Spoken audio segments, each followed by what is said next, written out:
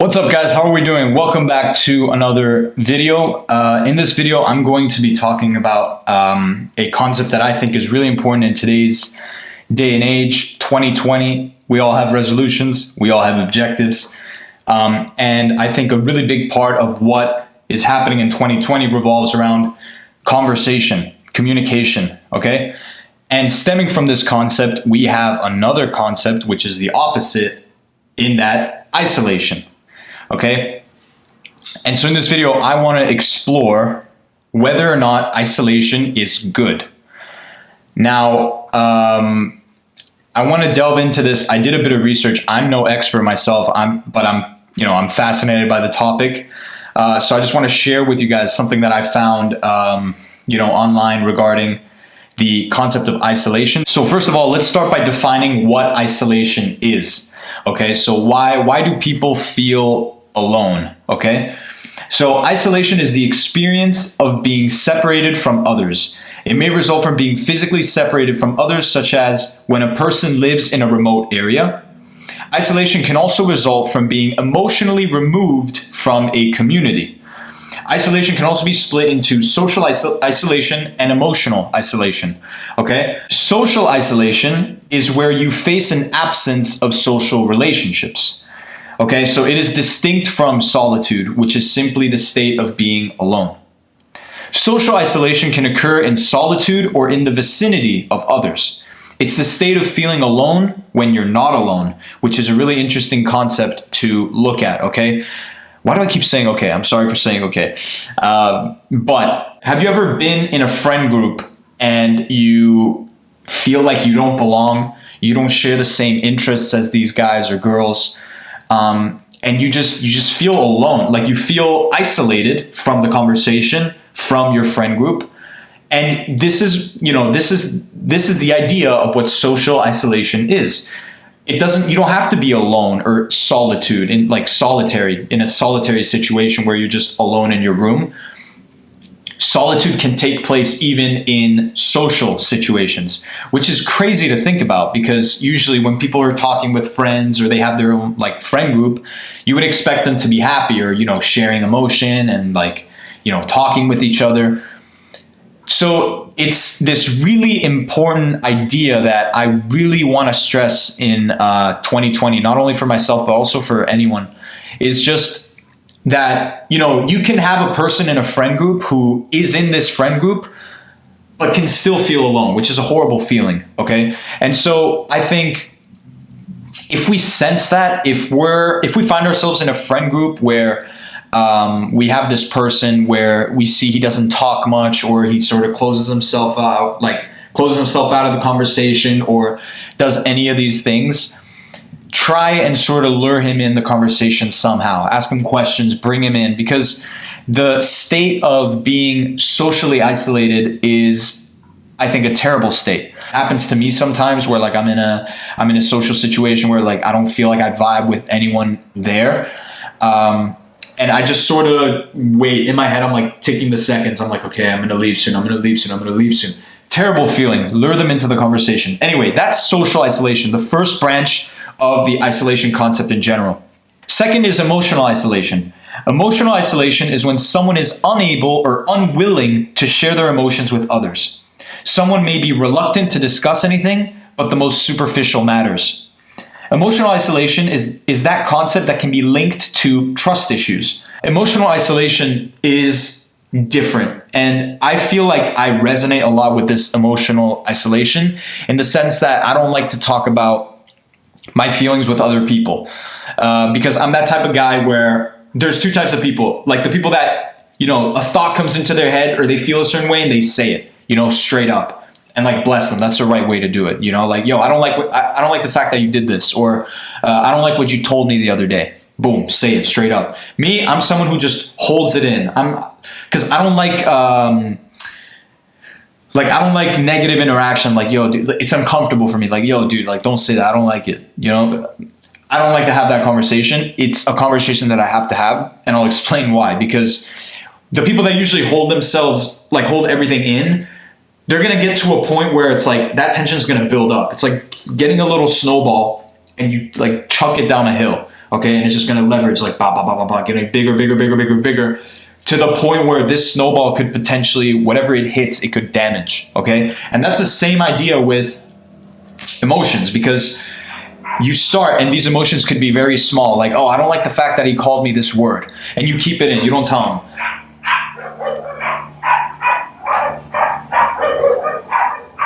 Dude, sorry.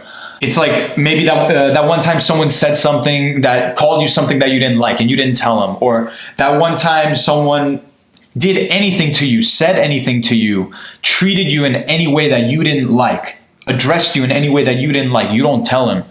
That slowly builds up, and eventually what will happen to you is that you're going to get to a point where this person or any other person at the wrong place at the wrong time, he's going to say something to you that's going to eventually make that snowball explode and hit something, right? It's going to like take you off a little bit, but because of everything that's happened before, the accumulation of all that negative, intense like anger that's been built up inside by not talking, you're going to unleash it all onto this poor person, and you're going to overreact, okay? In my personal life, this happens to me all the time because I am subject to, this, like I'm more towards the emotional isolation where like I try to keep things to myself as much as I can, because in my head, like not a lot of people understand where I'm coming from. And it's something I have to work on in 2020, like communicate more. That's one of my resolutions, like communicate more, because ultimately you'll understand that people actually understand you more than you think they do. You just got to give them a chance, right? Open up to them. Like no worries about that. Because you want to avoid this buildup, this anger buildup that's going to leverage into making you react in ways that you're going to regret. Emotional isolation is where you emotionally want to detach yourself from other people, like because of, let's say like you're also with a girl, you say you like her, she said she doesn't like you back. You're like, oh dude, that hurts, right? Because you put your feelings out there, she doesn't reciprocate her feelings back. And so you're like, oh dude, maybe it's a bad idea to actually, open myself up to other people. Incorrect. Let's try to change that. Because again, I'm the biggest example of this. Like I do this all the time. It's just how I'm born. But because you're born in a certain way, it doesn't mean that, or your attitude is in a certain way, it doesn't mean that you can tweak it in a better way to better yourself. Do you know what I'm saying? I jotted down also some personal opinion because now that we've talked about what isolation is, the two different types of isolation that I feel are most important. By the way, I'm not a psychologist. I should have said this in like the first 10 seconds of this video. Like I'm not a doctor. I'm not an expert at all. So don't take any of this to heart. Just take it as like a little, like a perspective from a 20-year-old dude. If that matters, you know what I'm saying? It's just an extra point of view that, won't hurt. And so I said, is isolation good or not? I personally believe that isolation is good. There's always a positive side to social isolation and emotional isolation. When you're always the silent one in your friend group, you can actually absorb a lot of information from others that come from distinct perspectives. From an emotional standpoint, isolation allows you to focus on yourself. After a breakup or after an altercation with a friend, you can take a step back and just float in your own thoughts. You soak things in. You let your emotions flow within you, and then you direct yourself to bigger and better things. You think, where can I go from here? And then boom, you take off. However, nothing is good in abundance. Okay, so isolation is good, but an abundance of isolation is not good. Like, as I said, after hearing this, like, yes, I believe isolation is good, but not too much is good. Like, don't just barricade and just close yourself from anyone. You don't speak to anyone at all. That's the wrong thing to do whenever you have a problem. It's the easiest thing to do, but it's the worst thing you can do to yourself. Lock yourself up, dark room, don't do that. And just some advice, like oftentimes you'll realize that in social situations, when you actually speak up and try to engage with acquaintances or close friends, that's when you learn the most. Like you shift your attention to your perspective and you form these subconscious linkages with others stemming from similarities. So if I just sit back and I'm always listening to what other people are saying, like I'm never opening up myself into the conversation. Whereas if I start speaking up and I start sharing my views, my perspectives, like some people might agree, some people might disagree, but within this agreement or disagreement, like, you know, things begin to blossom. That's how conversations work. That's how connections form. And that's how ultimately you build relationships that help in reducing isolation. And when it comes to the emotional standpoint, because that was a social standpoint, emotionally, you'll actually notice that speaking to someone helps. This is so important. I'm going to repeat it. If you speak with someone, it helps. It will help you. Not only because you get a different perspective that can help aid your path to emotional resurrection, but also because you're unleashing this concentrated tension from within you, which is in itself relieving.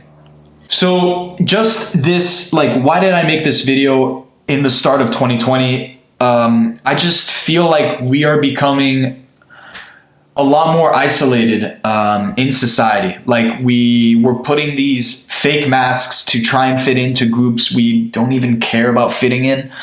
And I just really want to address this concept of isolation because it's important. It's really persistent as well. And I think it's the biggest driver of these extremely high depression rates that we're facing all around the world today. This constant isolation, both socially and emotionally. We're just always locked into our devices, and I'm part of this as well. And we just isolate ourselves from other people. Whenever we face hardship, we just lock ourselves in our rooms, just dim the lights, and just let ourselves like disappear in our negative thoughts. Like that's the easy thing to do. It's easy to just like cry yourself to sleep in your room and then not speak to anyone. Like I've done it. It's easy. It feels good. But doing too much of it is not good. It's breaking. It's soul tearing. Abundant isolation is not good. That's depression. And that's just you like digging your own hole deeper and deeper and deeper. Okay. You won't get out of that. It's difficult to get out of it. So don't dig it in the first place. Again, like just this last thought about isolation. Okay. Isolation is good to lean on in times of vulnerability. When you feel weak, enter the door of isolation. Enter the door of isolation, in my opinion, because it helps you rebuild. Okay? You focus on you. Having said this, it cannot be your only solution. There will be a point where you'll know it's time for you to open yourself up socially and emotionally. You'll know when that time is. You'll know when you feel ready. It's like, all right, it's time for me to get out there again. You'll know it. The time will hit. You'll know it. And when that time comes, you'll begin to experience beautiful changes. It just takes that initial bravery to get yourself out there and put yourself out there in those situations, socially in friend groups, emotionally when speaking about your emotions. Put yourself out there. Difficult in the beginning, it will blossom beautiful change as you go on. At the end of the day, like, we have to understand that we're all human beings. Like, as much as we think that we don't belong, or as much as we think that we're different from other people, we're all people. Like, we're all going to have the same thoughts about each other, or at least somewhat similar, okay? So get yourself out there. You can do it. Get yourself out there. Because I feel like the biggest driver of depression is this lack of communication and the relationship building, okay? And because that's how humans are wired. We're wired through communication, and the human is designed to, first of all, breathe, but then forming relationships. It's about getting the soul moving. You know what I'm saying? So it's really, really important to not see your room, your isolated room, as your only medium of healing, because there's people out there for you. You know what I'm saying? It just takes that little bit of bravery in the beginning to say, honestly, I'm just going to go out there. Like, who cares? I'm going to get judged. Who cares? Put yourself first. Put yourself first, not the way other people view you first. Put yourself first. What's better for me now? And yeah, now I'm just rambling. I hope you guys understood this concept because I'm an expert. It's like, oh, not at all. Like, please, like, remember, I'm not like a professional in any way. I just think about a lot of shit in my own time. My mind's always just rambling, going 1,000 miles an hour. And I just think about these things, man. And if someone like me, who's a random dude, like talking to a camera right now, which is pretty not normal. People looking at me outside. It's like, if I can get through it, or if I'm in the process of getting through it, because like everyone feels emotionally unstable or socially uncomfortable, like you guys can do it too, right? You just got to have that belief of like branching out and like trying to build relationships, because oftentimes it just takes one hangout to flip everything over. You'll be surprised how quickly it is for you to feel better right away. Don't mistake sadness or temporary discomfort as depression, because depression is like a very delicate concept. If you're not diagnosed with depression, don't throw yourself onto the fact that you're depressed, because it's an easy way out. It sounds terrible saying this. It's an easy way out to just say, I'm depressed. Like, I'm depressed. I can't do anything about it. But it's also something that destroys your morale as you go on. So again, like, be mindful and please build those connections. Please build those connections. Like, continue living, please. There's hope. 2020, start now. When are you going to start? When are you going to start? It's 2020. It's January, end of January. Just this thought that I wanted to put out there for you guys. Like, I'm confident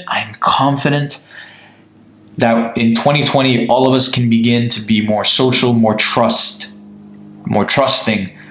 with other people. You just gotta have that self-belief, guys. Gotta have that self-belief. If you guys watched until this point, I thank you guys. I hope that, this video was of help to provide perspective. Like, we're all going through this thing, man. We all feel alone and depressed.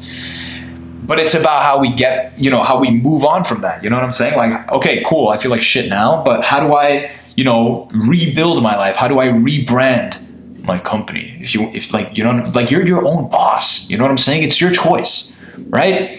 So, yeah, look, I'm just rambling at this point, but I hope that it was of help. If you guys like these type of videos where they're a bit more neurologically, psychologically centered, let me know in the comments down below and I'll make more. Like, the content I'm making is going to be based on what you guys want to see. Also what I like to do. And yeah, feel free to check out other videos right here. Subscribe to the channel for more, and I'll see you guys in the next one.